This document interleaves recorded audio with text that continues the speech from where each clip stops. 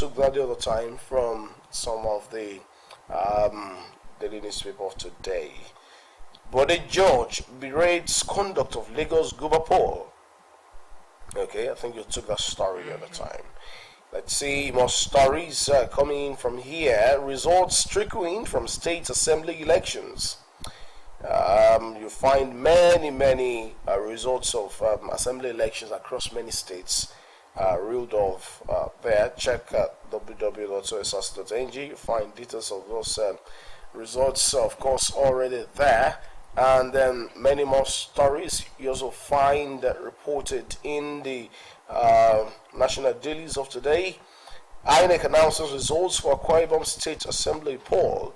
The candidate of the People's Democratic Party (PDP) in the March 18, 2023 State House of Assembly, Prince Okpon Nakpabio, has been declared the winner for the Ezen Udim State Constituency seat by the Independent National Electoral Commission (INEC). Okay, you also find INEC uploads Saturday's election results to IREF. Remember that the issue of IREF has been one that's been causing lots of ripples everywhere, talking about the uploading of those results now. The story says that as at 11:15 p.m. yesterday, results from across 28 states have already been uploaded to the website. You have more stories with you? No more stories. All right, let me quickly take this one then. This is talking about violence in Adamawa over failure to declare Gobapol results. You find that one there. Perhaps let's quickly check what's happening outside the shores of Nigeria. Talking foreign news stories. You find this one. Iraq marks 20th anniversary of U.S. invasion. That's talking about the start of the United States-led invasion that toppled dictator Saddam Hussein, but no official celebrations are planned.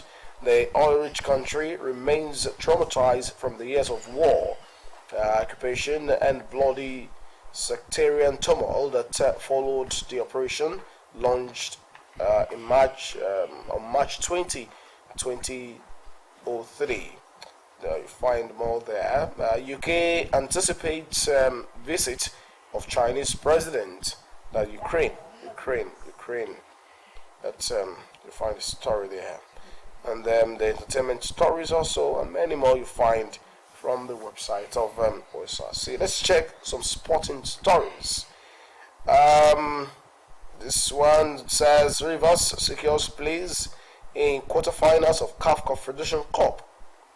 Rivers United of Port Harcourt secured a place in the quarterfinals of the 2022-2023 CAF Confederation Cup competition in spite of a 2-2 home draw.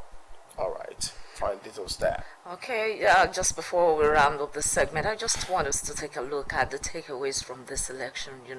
Yes, now we're having more females, as you said earlier. I know you say I'm so excited about that, and now we're also having some young fellows, also having political seats. At least this election has pointed to us, as we said earlier, that it has to do with the quality of the character of the person to win the election. It doesn't matter if you're young or old. It doesn't matter if you've been there before. You can get elected if you do the right thing, and the people want you, re-elected. Now, I think talking about takeaways from the election, that's also it was also very, very important that incumbency and its role in elections demystified, getting eroded.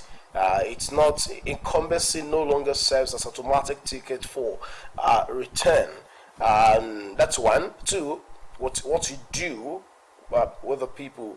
For instance, stories have it that in certain place someone who has initially donated transformer to communities and all of that, when he lost election, he retrieved those transformers. Then eventually he came back wanting to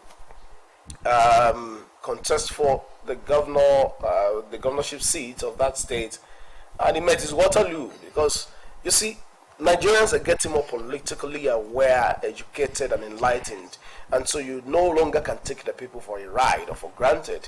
I think it's very, very important that the political class must also understand that. What is more, you must also have not just affinity, but register your presence with the people. Let their joy be your joy, their sorrow be your sorrow. That is what is called representation. I think to a large extent, the people who seek to lead others must also pick those lessons, especially from what has happened in that election. We must also not lose sight of the fact that young people are also really, really standing up. That look, we are not just leaders of tomorrow, we're leaders of today. But I will not stop saying that whether you're leaders of today or tomorrow or the day after, what is important is what you do with the leadership position that Providence has allowed you to be opportune to be there. So it's important that you do the needful in serving the people with all sense of responsibility.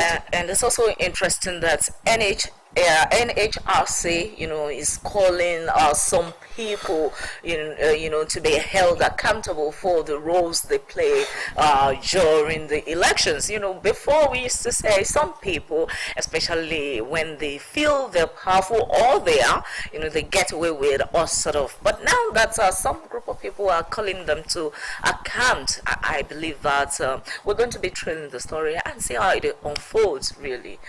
What do you think about that? Section 308 is very instructive. Section 308 of the Nigerian Constitution is very instructive in this matter. You're talking about a sitting governor. I do not know how well that is going to really resonate in dealing with the issue at stake. But what is important is the fact that at least you now know that impunity would not go unchecked. I think it's also important that you also see how the issue of impunity getting checked is also playing out amidst the political parties. Now, if for instance, you held the primaries of your political party outside the constituency that you're supposed to do it, it is not getting a result. The law is taking its course. If you, for instance, also disregard the Electoral Act, and then you just feel that you could just bring up anybody anyhow without even conducting primary election, the law will speak. If you think that you could just go from anywhere and then say that because of this arrangement and this and that, at the end of the election you are coming to form an alliance and saying you are challenging the outcome of an election, an alliance did not form before the election to be able to prosecute the election together, it's not going to work. So these are many lessons that you really need to pick from that election, but we should also not lose sight of the fact that the people must also learn some lessons. This election has come and gone. You have also collected money, right? And then you voted against your conscience, right? You will suffer the consequences of it. That is just not a curse. I think we had lesser of that this time around. Whether lesser or not, where it happened, the people will suffer the consequence. Of course, true. Because if the people you have collected money to vote for against your conscience eventually do not represent your interests well, of course you bear the brunt. So what do you say of people who collected money rather, and still did not vote for the person who gave them the money? Good luck to them. It's a good at all to even collect. Good luck to them. Why I say good luck to them is the fact that, I'm not an advocate of vote commercialization.